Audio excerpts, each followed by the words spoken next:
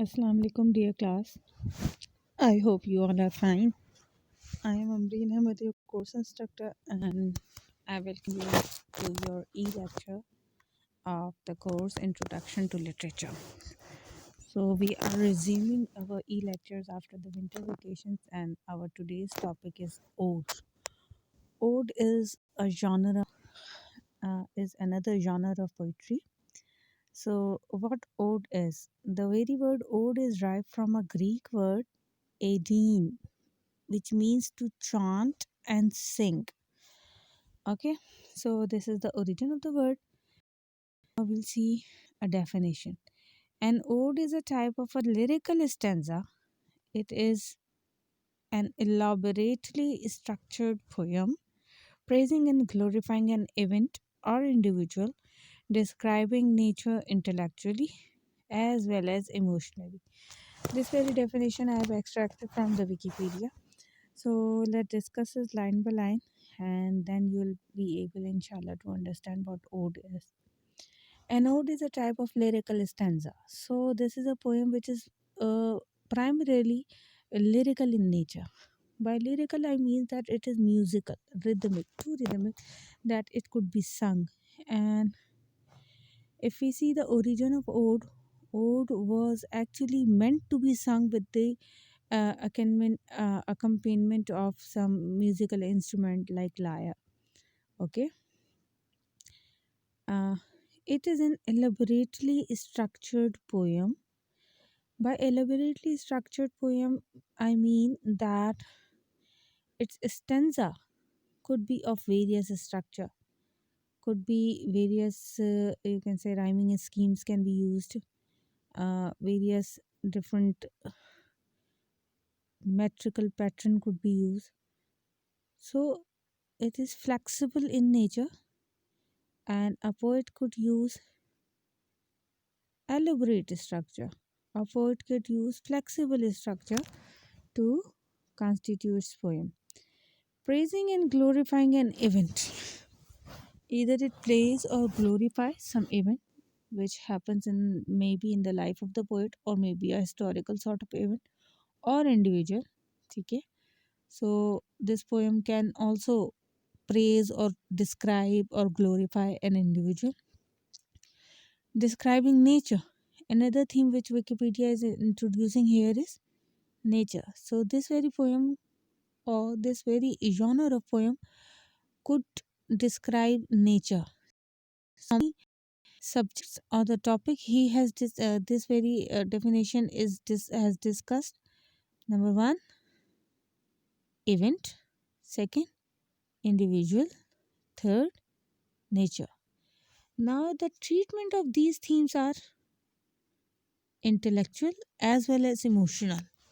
By intellectual means kind of philosophical in which you discuss the very topic from the intellectual point of view, from the philosophical point of view, or from the thought point of view.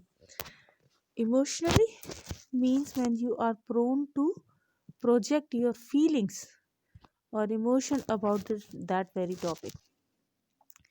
So this very definition is also a limited one, leaving few important points or few important aspect of the ode. So let's discuss some key features of ode. As we have already discussed, it is lyrical in nature. Lyrical means that it is so musical, it is so rhythmic that it is sung with the accompaniment of music. Got it? And originally, it was meant to be sung with lyre or any other kind of instrument, musical instrument. Though later on, people started singing it without any instrument. But one thing you should keep in mind that ode originally were always sung in company. Okay, usually there was a group of people, there used to be a group of people, they combinedly or they all together used to sing odes.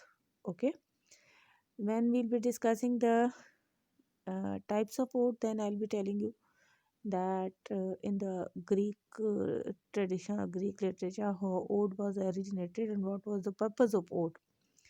So, till here, you just keep in mind that it is musical and rhythmic, not very lengthy. It is usually a kind of a poem of comparatively shorter length.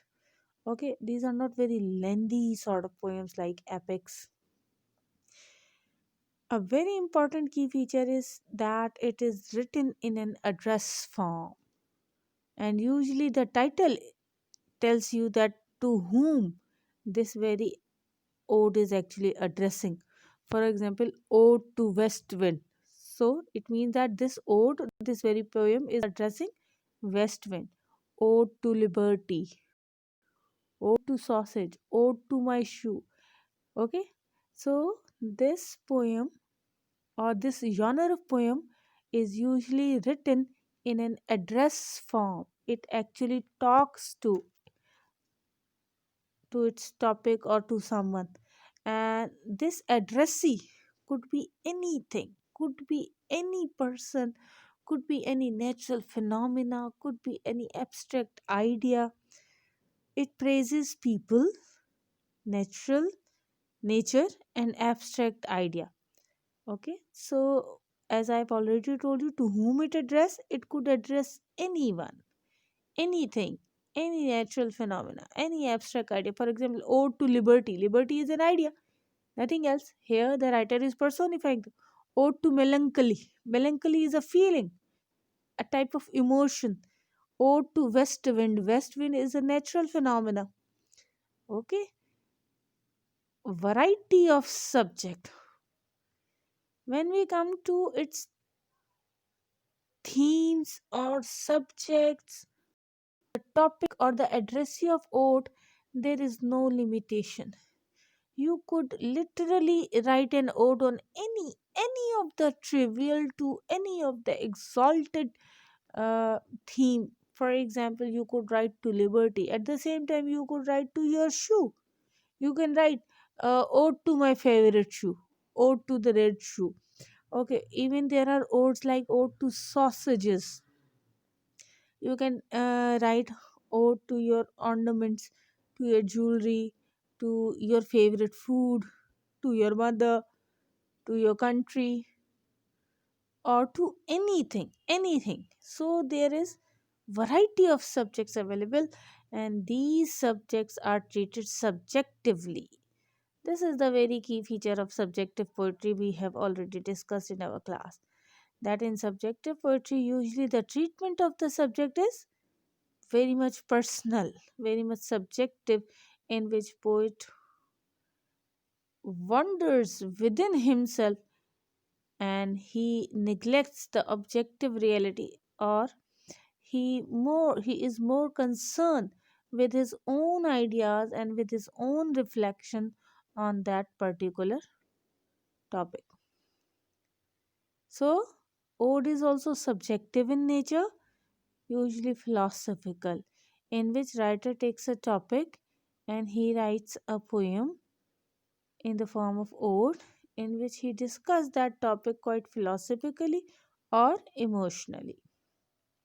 He would tell you certain philosophical aspect, certain intellectual aspect of that topic, or he would share his own feelings about that topic.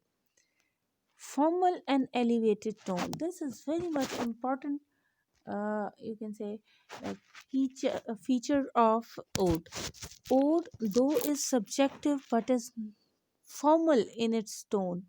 It is written formally. There is no casualness, or there is a kind of solemnity, or you can say seriousness in its tone. Elevated tone here means no baser tone, no baser diction is used. Usually elevated or exalted diction is used. Serious, formal, somber tone is there. Uniform metrical feet. Whatever the meter writer is using within the ode or within the stanzas of ode, uh, all the stanzas follow the same metrical pattern.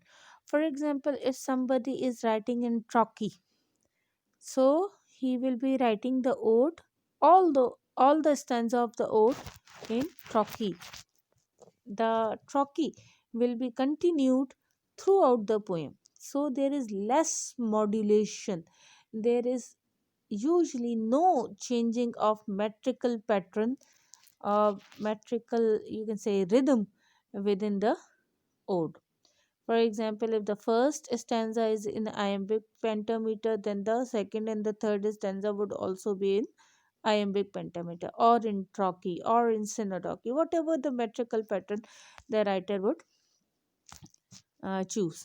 Now, coming to, after discussing the features, let's discuss the types of ode. Odes are usually divided into three types. The one is Pindaric ode, the other is Horatian ode, and the third is called irregular odes or the English odes. So let's discuss first the Pindaric ode. Pindaric ode follow the form and style of Pindar. Now, who is Pindar? Pindar is a Greek poet. He used to write choral poems. Now, you need to know what choral poems are. In the Greek civilization or in Greek period of literature, they used to perform dramas on the stage. Now, because of the certain restriction, they had a certain restriction within the craft of drama.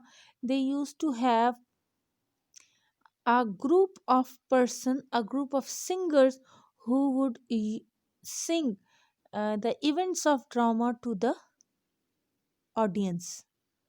Those people, though these events are were usually sung in a form of ode or in a form of a song, and that and those people were called chorus. Okay, so what I'm trying to convey is that in the Greek literature or in the Greek period, drama used to be performed on a stage, and due to certain restriction within the craft of drama. For example, in drama, you cannot tell each and everything. Why? Because you have to show them. Now, you cannot show them each and everything, so there are certain things which you have to plainly tell the audience. And how Greek people used to do that? They used to have chorus. Now, chorus was actually the group of people. They would sing songs, and with the help of those songs, they would narrate the story to the audience. Those events which could not be performed on the stage, they would narrate it through the choral poems. So basically, Pindaric odes were choral poems, and they were sung at the public events, usually in dramas and in front of public. For example, they would sing any story within the form of with a choral poem. Got this? But what you need to know is that these odes were sung with the help of or with the company of you can say musical instruments like lyre and some other instrument too. Later on, though they may leave the musical instrument, but the tradition of singing the choral poems or Pindaric ode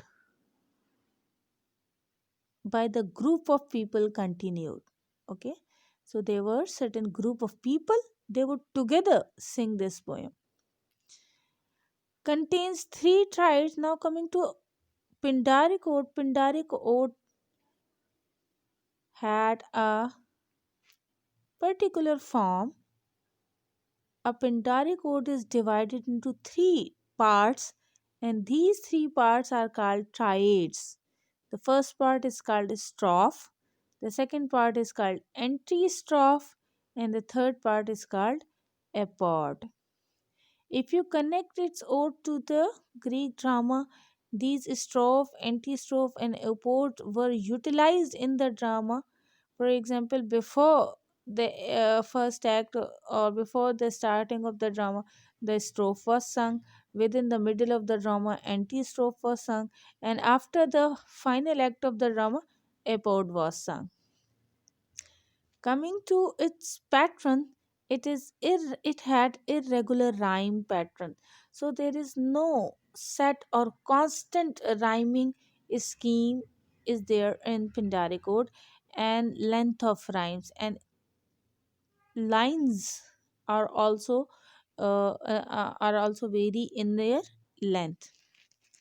Coming to the second type, that is Horatian ode. It Horatian ode is named after a Latin poet whose name is Horace. Horace also followed the Greek lyricist. Lyricist here means the poets or the writer of lyrics. So he also followed the Greek lyricists like Alcaeus or Anacreon. His odes are mostly informal in nature. Okay, the key feature of the ode we discussed, it is usually formal in nature, formal in tone. But when we come to Horatian ode are informal in tone. They are meditative. Meditative means contemplative or intellectual, and intimate, very intimate. He would tell you his intimate experiences or his intimate feeling, close feelings of about that very topic on which he is writing that ode. Usually, his subject matters are very simple, and he usually neglects the strict rules of ode. So he would inculcate certain kind of or infuse certain kind of flexibility within the ode. So when it comes to Pindar used to follow the three triads pattern, though they were not rhyming scheme, but they were particular rules and regulation through which he used to write ode. But when it comes to Horatian ode, he is big. Horace is bit flexible, and there is no strict rules are followed within that ode. But yes, he has a particular structure. His odes are usually 2 or 4 line stanzas. They are usually written in couplets or in quatrains, in contrast to Pindar. Coming to the third type, that is called irregular ode. It is, you can say, the English ode. It use rhyme. Yes, there is a certain particular rhyming scheme, but there is no particular structure. For example, stanzas can vary in length. For example, first stanza is lengthy, the other is shorter one. Metrical pattern could also fluctuate. For example, if 1 meter is predominantly prevailing within one ode, but there might be infusion of some other meter too. Flexible structure, a lot of flexibility, so writer could mold the structure of the ode by himself according to his needs and according to his wishes, or according to even his theme or the topic on which he is writing. So we are done with ode. If you have any question and query about the ode, you may ask me. And tomorrow inshallah we'll be starting ode to west wind by Shelley, P.B. Shelley. So, what I advise you people that you would go through O2 Westwind, and then inshallah I'll be sharing my audio lecture too. Until then, Allah Hafiz, take care.